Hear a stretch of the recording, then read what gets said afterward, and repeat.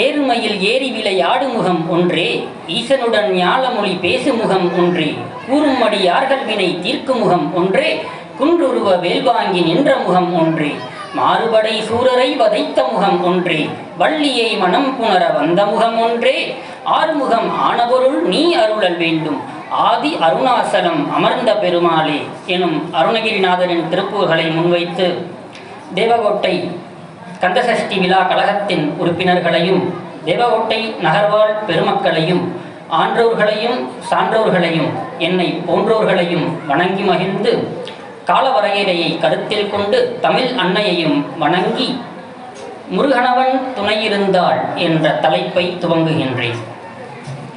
செட்டி முருகன் என்று அனைவரும் கூற கேள்விப்பட்டிருக்கும். அப்படி செட்டி குலத்திற்கு செட்டியார் எனும் ஆர் என்ற விகுதியை பெற்றுத்தந்த பெருமக்கள் வாழ்ந்த இந்த மண்ணிலே, தேவகோட்டை மண்ணிலே எனக்கு இந்த அரிய வாய்ப்பு கிடைத்ததை பெரும் பாக்கியமாக கருதுகின்றேன். நான் இறைவனிடம் கேட்டு எனக்கு கிடைக்காத வரம் நிறைய இருக்கலாம். ஆனால் நான் கேட்காமலேயே இறைவன் எனக்கு அளித்த வைரமாக இந்த வாய்ப்பை கருதுகின்றேன். கடவுள் முருகனை வணங்கலாம், வாழ்த்தலாம் அப்படின்னு சில நூல் சொல்லுது, திட்டலாம் அப்படின்னு சில நூல் சொல்லுது. இது நான் சொல்லலைங்க, சில நூல்கள் சொல்லுகின்றன. கந்தர் அனுபூதி, 12 திருமுறை போன்ற நூல்கள் சொல்லுகின்றன. திருமுறையை பார்த்தீங்க அப்படின்னா என் உள்ளம் கவர் கல்வன் என்று சொல்லுகின்றார்கள். கந்தர் அனுபூதியை பார்த்தீங்க அப்படின்னா செம்மான் மகளை திருடும் திருடா என்று சொல்லுகின்றார்கள். அப்படி முருகனவன் வாழ்த்தியவரை திட்டுபவரை வாழ வைப்பான், வாழ்த்தியவர் மடியில் வந்து உட்காருவார் அப்படின்னு சொல்லியிருக்காங்க. நம்ம திட்டுனாலும் வாழ்த்தினாலும் முருகன் நம்மை வாழ வைப்பான் என்று சொல்லி இருக்கிறார்கள்.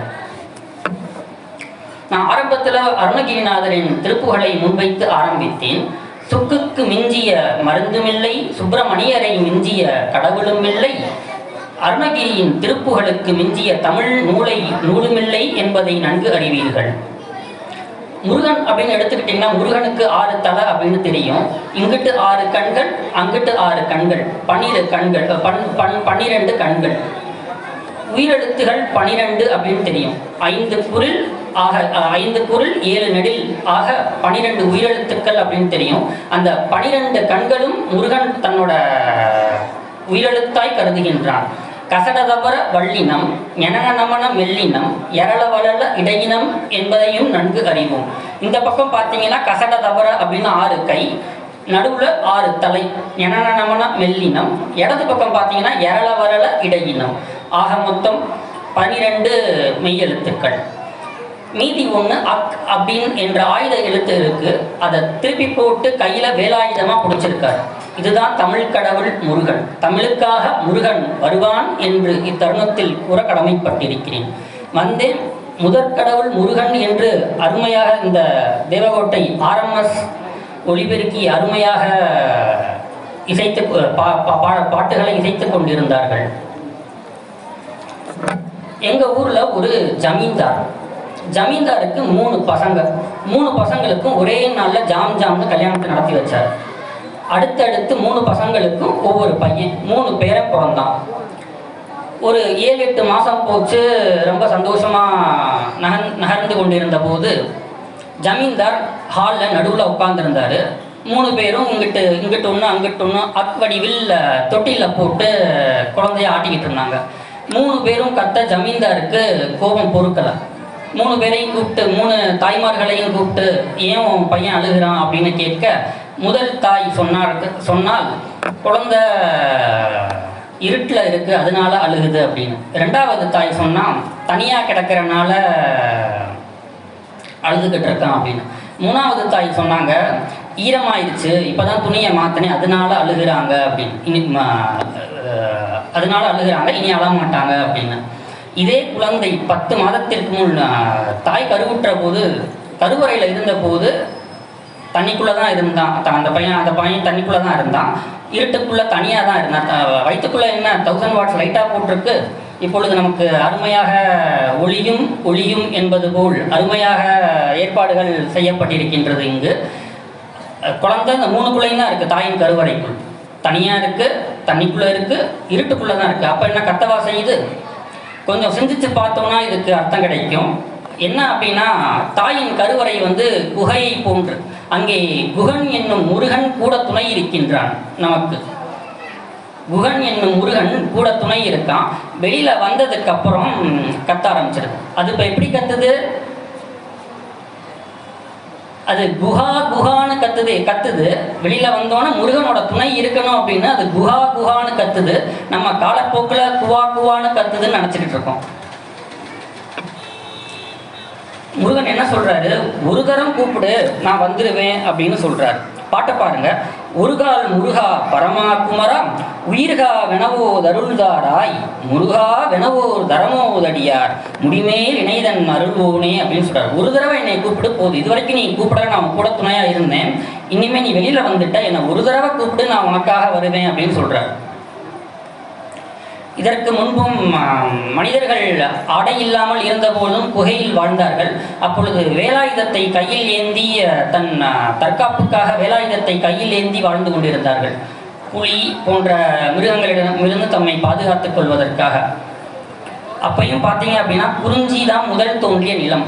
முருகன் தான் அந்த குறிஞ்சி என்ற நிலத்திற்கு தலைவன். முருகன் தான் முதற்கடவுள், முதலில் தோன்றியவன் முருகன் என்று சொல்லி அந்த காலத்துல இருந்தே நமக்கு முருகன் வழிபாடு தான் முதல்ல உள்ள வழிபாடு. அதுக்கப்புறம் தான் இப்போ உள்ள வழிபாடெல்லாம் வந்தது.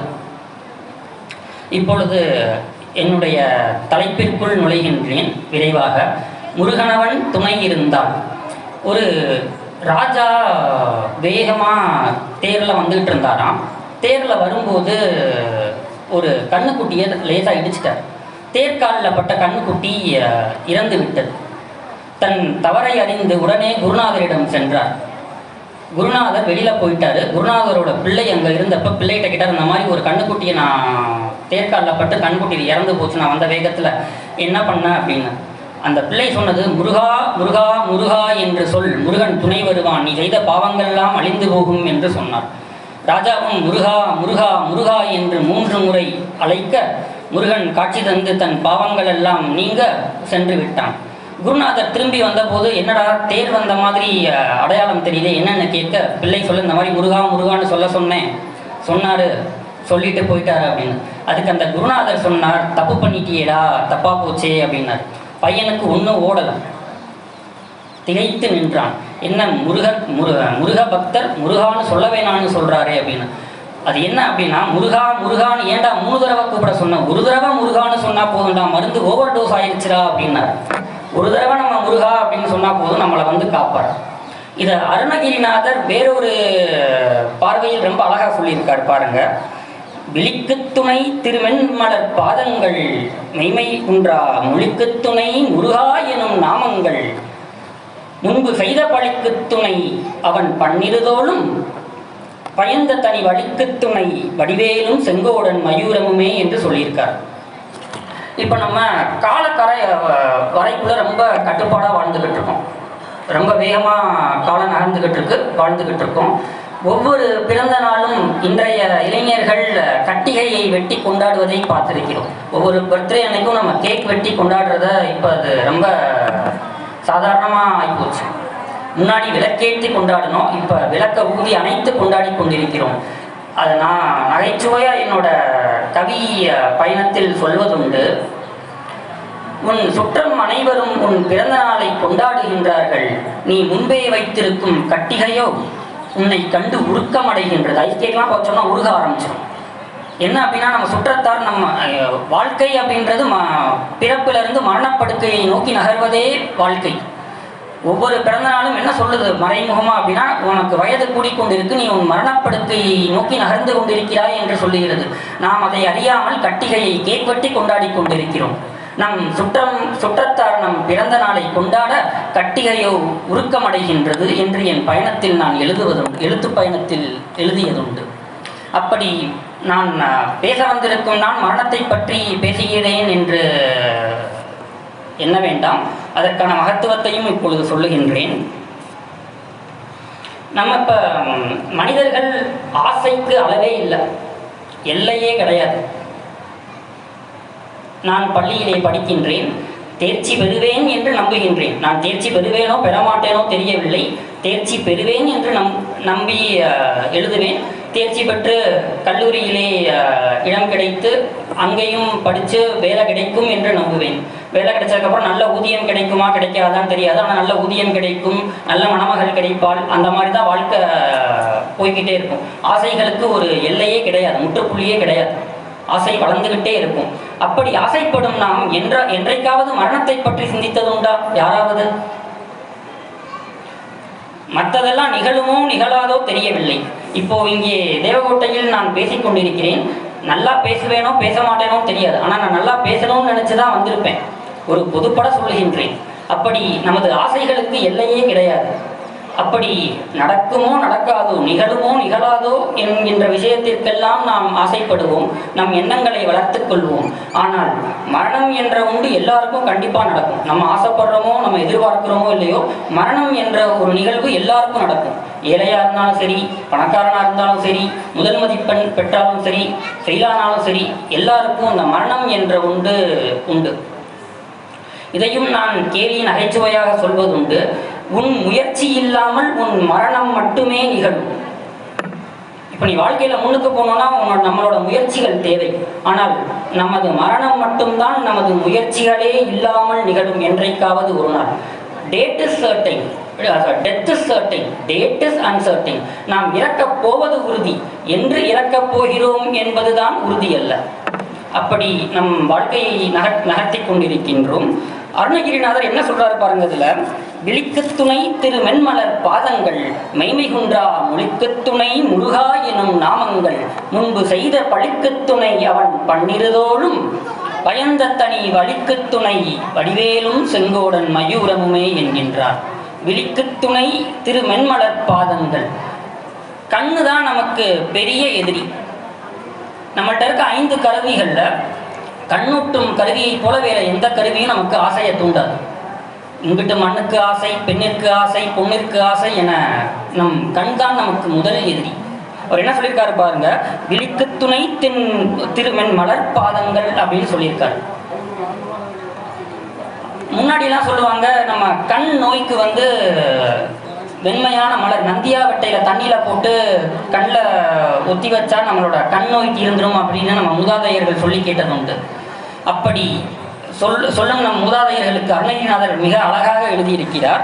விழிக்கு துணை திருமென்மலர் பாதங்கள். நந்தியாவட்ட மலரை வைத்து இந்த கண்ணோய் தீராது. அந்த சாதாரணமாக வர்ற கண்ணோய் நந்தியாவட்டை மலரை வைத்தால் ஒத்தி பார்த்தா நோய் போயிடும். ஆனால் இந்த கண்ணோய் நம்ம எத்தனையோ பிறவிகளாய் வந்த நோய். எத்தனையோ பிறவிகளாய் வந்த நோய் இந்த கண்ணோய். இது சாதாரண நந்தியாவட்டை பூவால் சரியா வராது. இதற்கென்று மருந்து உள்ளது, இதற்கென்று 2 பூ உள்ளது அப்படின்னு சொல்றாரு. திரு மென்மலர் பாதங்கள் அப்படின்னு சொல்றாரு. நேர முருகன் சன்னதிக்கு முருகன் சன்னதிக்கு போய் பாரு. கீழே 2 திருவடி, 2 முருகனுக்கு 2 கால் இருக்கும், 2 மலர், வெண்மையான மலர்கள் இருக்கும். அதை பார், அதை உன் கண்ணில் ஒற்றிக்கொள், அப்பதான் நீ செய்த பாவமெல்லாம் போகும் அப்படின்னு சொல்லியிருக்காரு. விழிக்கு துணை திருமென்மலர் பாதங்கள் அப்படின்னு சொல்றாரு. அடுத்ததா சொல்றாரு பாருங்க. மெய்மை குன்றா மொழிக்கு துணை முருகா எனும் நாமங்கள். நம்ம வாய். நம்ம கோயிலில் நான் நிறைய பேரை பார்த்தது உண்டு. கோயிலில் சாமி கும்பிட்றதுக்குன்னு வருவாங்க. இங்கிட்டு ஆடவர்கள்லாம் அலைபேசியில் ஒரு பக்கம் பேசிக்கிட்டு இருப்பாங்க. இங்கே மகளிர்லாம் பார்த்தீங்கன்னா வீட்டில் நடந்த நிகழ்வுகளை பற்றி கலந்துரையாடி கொண்டிருப்பார்கள். சாமி கும்பிட வந்த இடத்துல சாமி கும்பிட்றதை விட்டுட்டு மற்றதெல்லாம் பண்ணுவோம். மொழிக்கு துணை முருகா எனும் நாமங்கள். திருமுறையில் அழகா சொல்லுவாங்க. நாவினுக்கு அருங்கலம் அரணஞ்சாடுதல் என்று சொல்லுவார்கள். நம்ம நாக்கிலிருந்து வர்றதிலே ரொம்ப விலை மதிப்பில்லாத சொல் நமசிவாய எனும் மந்திரம் என்று சொல்லுவார்கள் திருமந்திரத்தில். முருகா எனும் நாமங்கள். அருணகிரிநாதர் என்ன சொல்றாரு? ஏன்னா வாக்கு அப்படின்றது உன் சொல்வாக்கை பொறுத்துதான் உன் செல்வாக்கு அமையும் என்றும் சொல்லுவார்கள். உமது சொல்வாக்கை வைத்துதான் உன் செல்வாக்கு அமையும் என்று சொல்லுவார்கள். சொல் அப்படின்றது மூலாதாரத்திலிருந்து வர்ற ஒரு இது. உன் உடம்பையும் உயிரையும் ஒட்டுவது இந்த சொல். அப்படிப்பட்ட வாயினால நம்ம முருகா முருகா அப்படின்னு சொல்லுங்க அப்படின்னு சொல்றாரு. இதுல பாருங்க, எனக்கு என்னமோ இதுல ஒரு சின்ன இலக்கண பிழை இருக்குன்ற மாதிரி ஒரு சந்தேகம். நம்ம கலிகாலத்துல வாழ்ந்துகிட்டு இருக்கோம்ல, பாருங்க, மொழிக்கு துணை முருகா எனும் நாமங்கள். பொதுவாக இலக்கணத்தில் ஒருமைக்கு ஒருமையை வச்சு முடிப்பாங்க, பன்மைக்கு பன்மையை வச்சு முடிப்பாங்க. அவன் வந்தான், அவர்கள் வந்தார்கள், அவன் சென்றார்கள்னு சொல்ல மாட்டாங்க. இங்க என்ன சொல்லியிருக்காரு பாருங்க அருணகிரிநாதர் இரண்டாவது வரியில, மொழிக்கு துணை முருகா எனும் நாமங்கள். முருகா என்றது ஒருமைதானே, அதுக்கு நாமங்கள் என்ற ஒரு பன்மையான வார்த்தையை வைத்து பன்மையை வச்சு முடிச்சிருக்காரு பாருங்க. முருகா எனும் நாமங்கள்.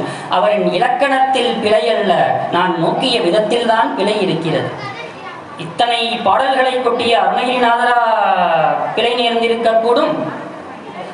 போன வாரம் வகுப்பறையில கரும்பலகையில எழுதினேன், God is now here அப்படின்னு எழுதினேன். God is now here அப்படின்னு எழுதினேன்.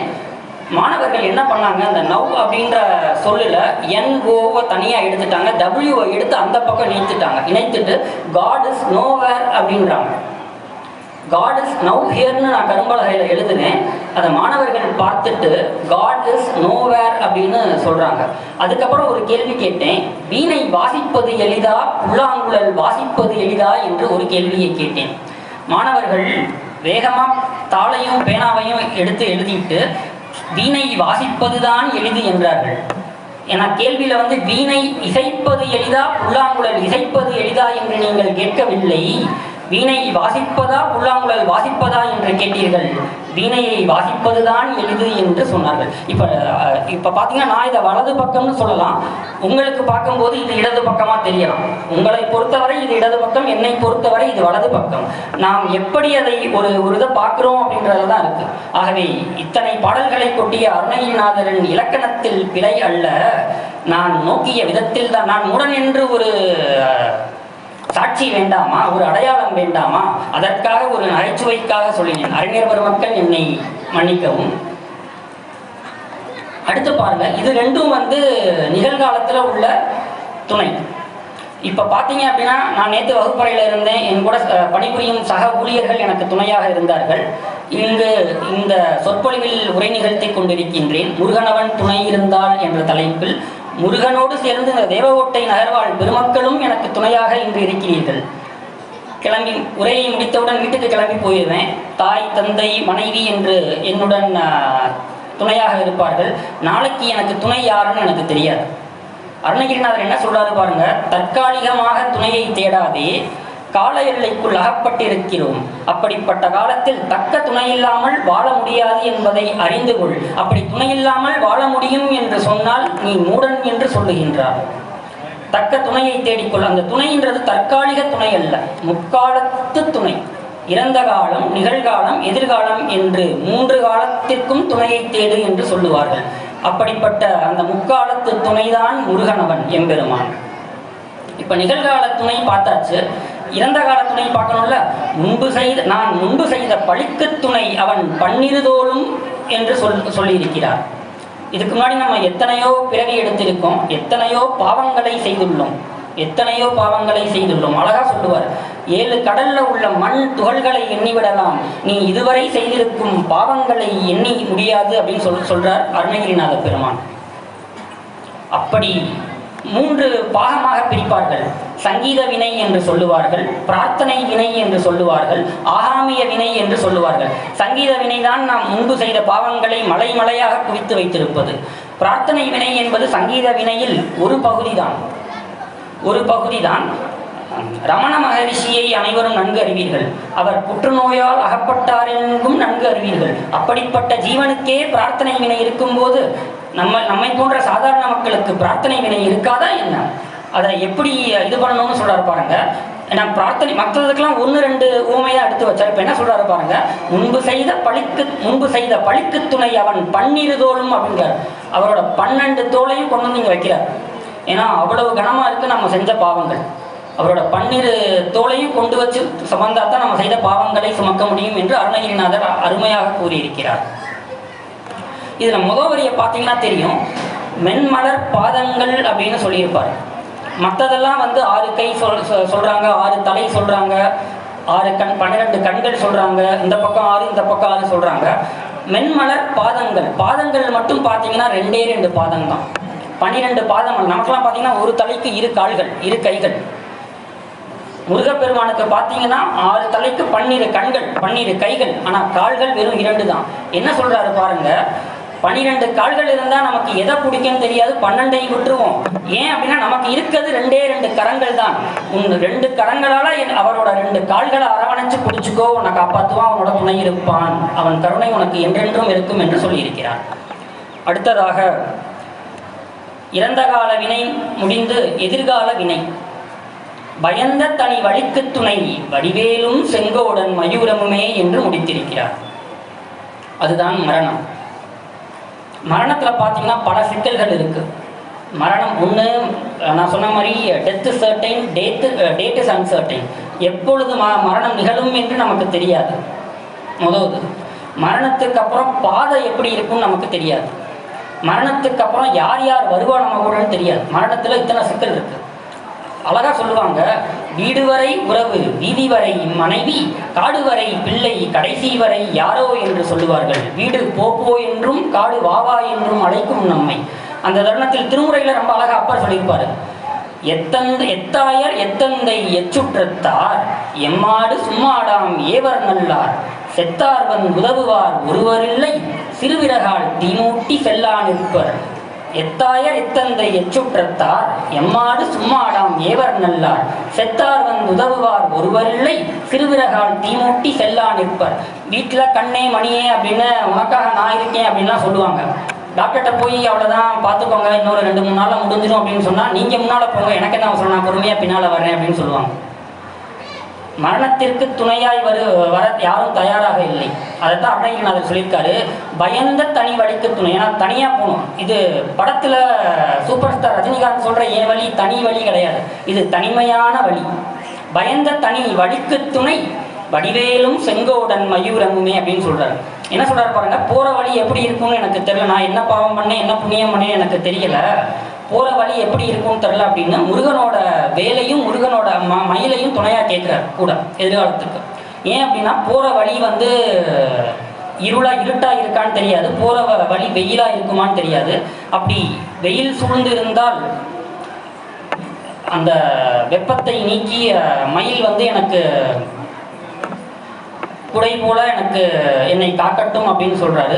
அதே மாதிரி போற வழி ரொம்ப இருட்டா இருந்தா வேல் எனக்கு ஒளி கொடுத்து என்னை காக்கட்டும் அப்படின்னு சொல்றார். இதைத்தான் ரொம்ப அழகா, விழிக்கு துணை திருமண்மலர் பாதங்கள் மெய்மை குன்றா மொழிக்கு துணை முருகா எனும் நாமங்கள் முன்பு செய்த பழிக்கு துணை அவன் பன்னிருதோளும் பயந்த தனி வழிக்கு துணை வடிவேலும் செங்கோடன் மயூரமுமே என்று அருணகிரிநாத பெருமான் முருகனவன் துணை இருப்பான் முக்காலத்திலும் என்று மிக அருமையாக கூறியிருக்கிறார்.